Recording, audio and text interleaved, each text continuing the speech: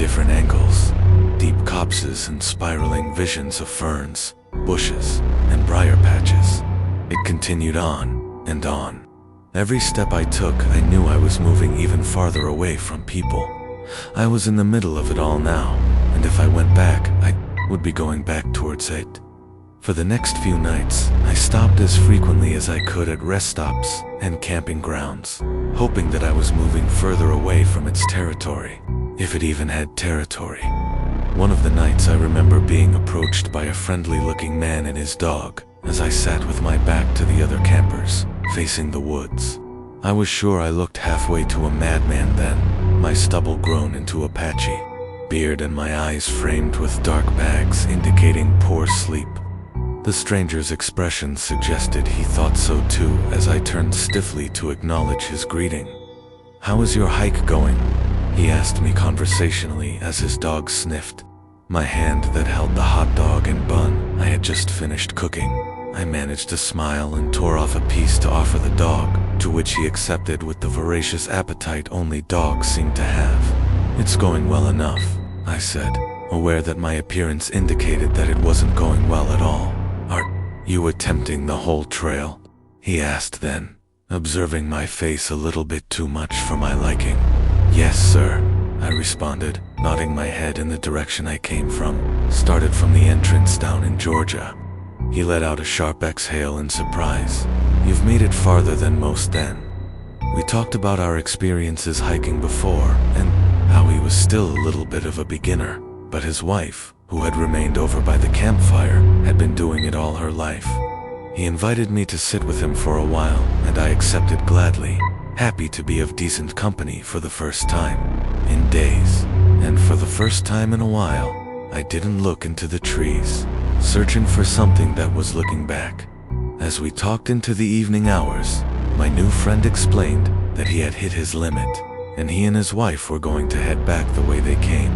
It's an intense experience. His wife had comforted him, patting his leg.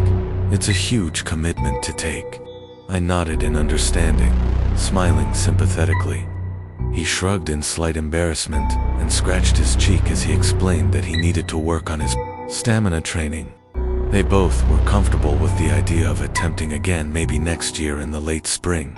His wife told us both stories of how she would go hiking for hours in the local parks with her sisters when she was younger, and how she would see all kinds of wildlife. She had loved it so much that it became her hobby. It's like a compulsion. She spoke hurriedly. I have always naturally felt drawn to nature, but lately it occurred to me then to ask a question.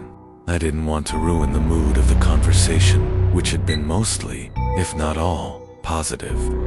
But a part of my mind needed to be consoled in the potential fact that, "Have you seen anything weird on your trips through the Appalachian Trail?" I interrupted suddenly. They both fell immediately silent and looked at me with wide eyes. The dog pushed at my hand with his wet nose, and I rubbed his soft head to comfort myself, while the wife said quietly, then trailed off. The man's eyes flicked to the entrance of the camp, and I swallowed deeply in regret. "I've seen some things," she said in a hushed voice. The man's leg began to bounce where he sat, and he bent forward, knitting his fingers together and staring into the fire.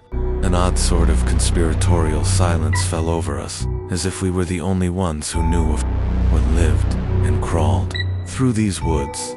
"Like what?" I pushed. She seemed uncomfortable. "It's not safe to talk about it here." "So you've seen it?" The woman pressed her lips together and refused to meet my eyes. The man continued to stare into the fire. It was all the confirmation I needed. I slowly sat back into my chair and rubbed the coarse hair along my jaw as I thought of going back with them. Safety in numbers. Right. I brought up the idea nervously, and the two looked at each other briefly and then nodded in agreement. I felt much better then. That night, I had no dreams, and slept peacefully knowing that the fear of being alone in this place would soon end with the company of experienced hikers. When I woke in the morning, I found them gone. They had left me a note next to my tent, on a piece of what appeared to be sketchbook paper. In delicate, cursive handwriting, the woman had written me a warning. "Trevor, I'm so sorry that we couldn't take you with us, but I need you to know. Why?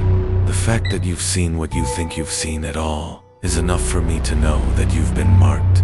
I need to protect myself and my husband, and bringing you with us would be putting us both at risk. What you have seen is something older than most of us alive, and I desperately urge you to call for an emergency extraction immediately. It has no name, but it hunts. I know it exists, because it took my sister years ago, and it was coming for me. Now it's been passed along to you. My life will be spared, but the price is steep.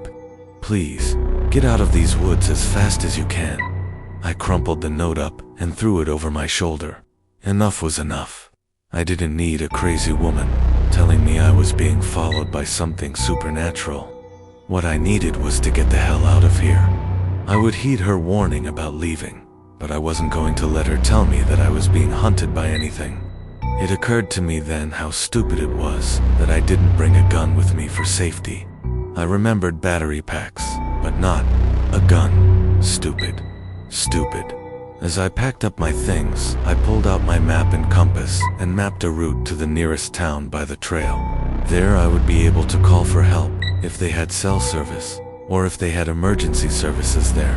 I wasn't going to die for pride. Finishing the trail meant nothing when it came to my place in my family's lives. There was absolutely no way I was going to risk that. I set off then, moving quickly along towards the nearest town. It was about 6 miles away, and I had plenty of time if I just stuck to the trails. The main rule of hiking is to never, ever leave the trails. Even if you think there's a shortcut in a certain direction, don't take it. The landscape of the forest looks so similar that you risk getting disoriented even a few feet from the path. Even if you think you have a great sense of direction, don't leave the trail, ever. You have to understand that. I had no choice. Around 2 hours after I left the campsite, I heard footsteps echoing behind my own. When I turned, there was no one there. I kept walking, and the footsteps resumed. Against my better judgment, lack of sleep, and acute stress, I whirled around and screamed an empty threat into the thick, chokingly close trees. Nothing but silence answered me, and the knowledge that not even the insects were chirping in the grass. I began to jog up the trail, looking down at my compass periodically, and not even bothering to look behind me anymore, as the footsteps resumed, in equal stride with mine. They were beside me, behind me, above me somehow. The tree branches rustled, and I could detect the faintest movement of a long, white arm out of the corner of my eye. As I'm writing this now, I realized I need to rephrase what I wrote in the beginning. It isn't that it's someone following me. It's something. Usually you can feel a malicious intent from a person, an ill feeling or a gut presence of want of harm. I feel nothing from this creature. It only wants, it stalks, it watches. It seems to be biding its time. It's certainly fast enough to overtake me, but this seems to be its way. Following, shadowing, watching, and waiting. The exhaustion is wearing on my mind and my body, and I can't move for much longer. Eventually I'm going to run out of food. My feet are ruined in my hiking boots, and with every step, my legs burn. I think I'm close to where I want to be. The compass is reading the right direction. The light is fading, but the sound of pursuit has never slowed. I've seen its face. It has empty, wide eye sockets, staring from treetops, from behind bushes, around trees, always at changing angles. How is it moving this fast? I don't understand it. Maybe that girl was right. I just hope that I can find somewhere with data so I can send.